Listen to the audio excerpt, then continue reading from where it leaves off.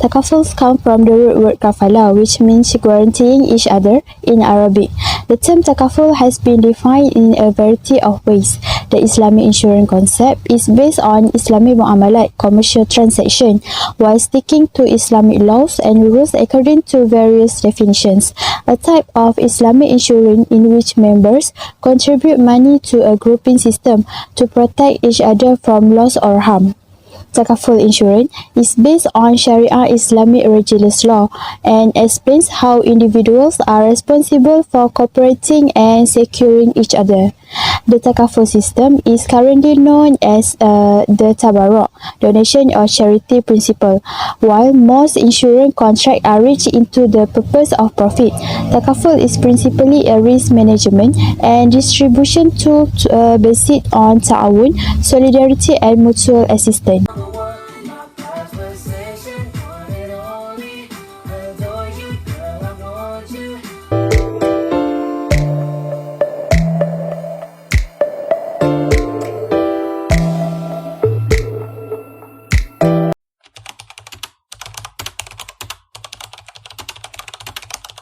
Hi, Assalamualaikum warahmatullahi wabarakatuh. Now we will start with the first issue.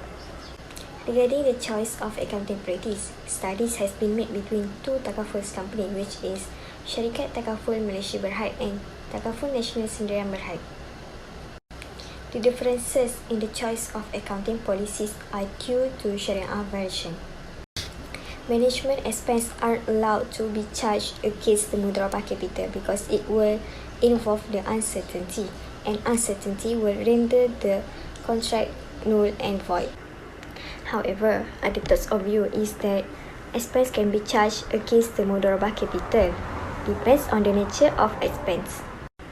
Here are some difference between Syarikat Takaful Malaysia Berhad and Takaful Nasional Sdn Berhad.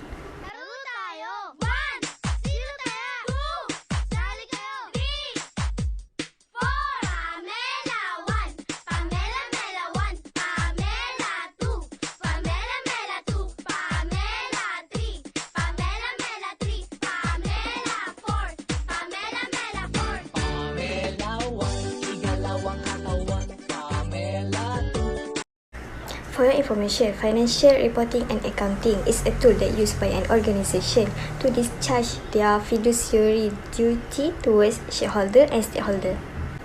In Takaful, all participants should be treated fairly because fairness and justice is very required in Islam.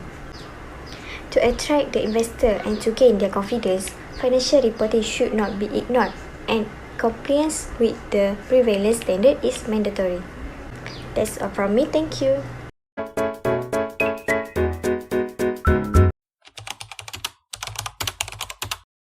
Second one, Takaful issues in terms of legal and Shari. Takaful activities are still in accordance with the Tabarruk and Ta'un concepts. Diverse Takaful models raise different challenges that call into doubt the underlying Takaful concepts. Some of the concerns include in the Mudharabah model, which involve profit earning and access sharing is practiced in all models except pure wakalah and pure Mudharabah models. Participants can claim and get compensation even if they contribute according to the Tabarruk principle. The donors to the Tabarruk concept do not expect anything in return. The fundamental difficulty with this model is that the Takaful sector has become more commercialized and profit has become more essential consideration for Takaful operators.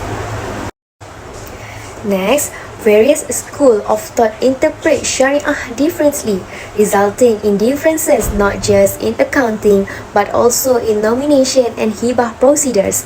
In the case of family Takaful, the participant can name a nominee, and the aim of the nomination is that if the participant dies, the nominee will become the beneficiary and receive the Takaful benefits. Nominees can be whoever the participant wishes, and the nominees do not have to be his or her legal heirs. As a result, the Takaful benefit may not be dispersed according to Fara'id, drawing Shariah experts' attention. One school of thought holds that the nominee must be his or her heirs, while another holds that the nominee can be anyone and that the nominee's takaful benefit is the hibah from the participant. In court cases such as Ri Ismail binti Rentah in 1940, it was determined that the nominee is just an executor and that the benefits must be dispersed according to fara'id. The nominee is the only beneficiary in some situations.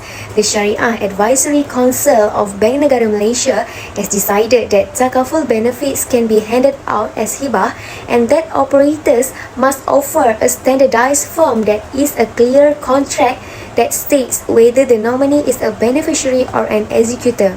Another viewpoint is that the allocated benefit should not exceed 1/3 of the entire wealth and that the candidate should receive the distribution in the form of wasiah, trust, rather than hibah. There is yet to be a definitive decision in this case. As a result, Sharia scholars are obligated to investigate all of these matters for the benefit of all parties concerned.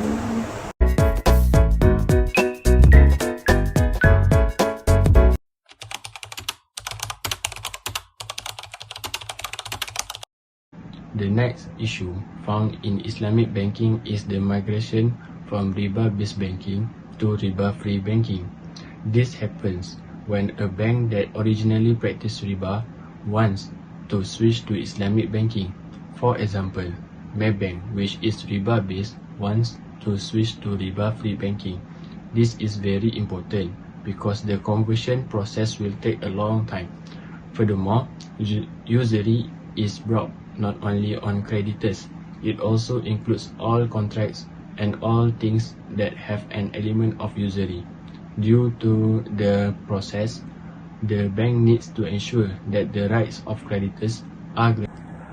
Next, the issue we found was the performance of Islamic banking in non-Muslim countries. Islamic banking, which in non-Muslim countries needs to be more consistent to be more competitive with riba-based banking. So, a few things must be done to ensure that Islamic banking remains competitive. Next, the last issue that we found in Islamic banking is the institutionalization of debt recovery. This is related to creditors who are late in paying debts. Their actions cause Islamic banking to be slow to grow and backward.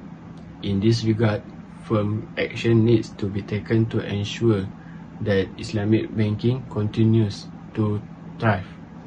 However, it should be noted that the act of charging for late payment of debts is something that is forbidden in Islam. This is what we call it riba. If creditors are charged, then the inflation rate will increase. This coincides with the words of Allah in Surah Al-Baqarah verse 279, where the conclusion of the verse is that if we leave usury, then we will gain. It's possible that there's still room for improvement. The issue of financial accounting and reporting can be resolved by allowing for the possibility of a journey in which the manager's lodging and food expense are covered.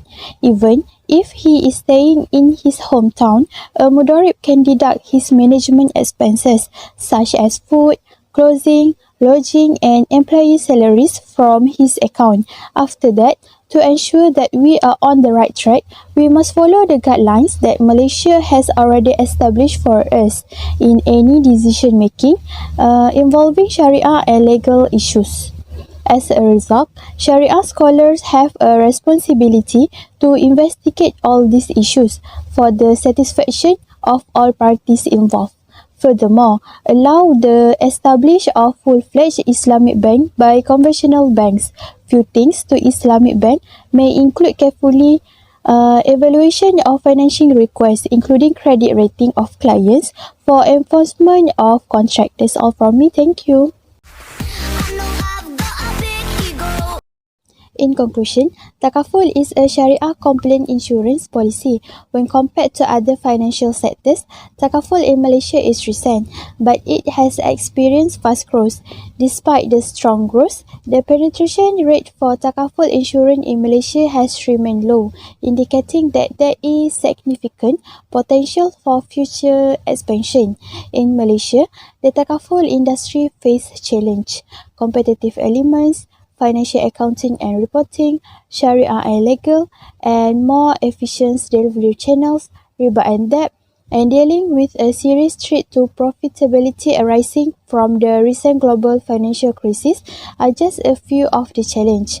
Malaysia's government is dedicated to promoting Takaful and creating Malaysia as a Takaful and Takaful hub in Southeast Asia. The Takaful industry in Malaysia was briefly addressed in this section. That's all from me. Thank you.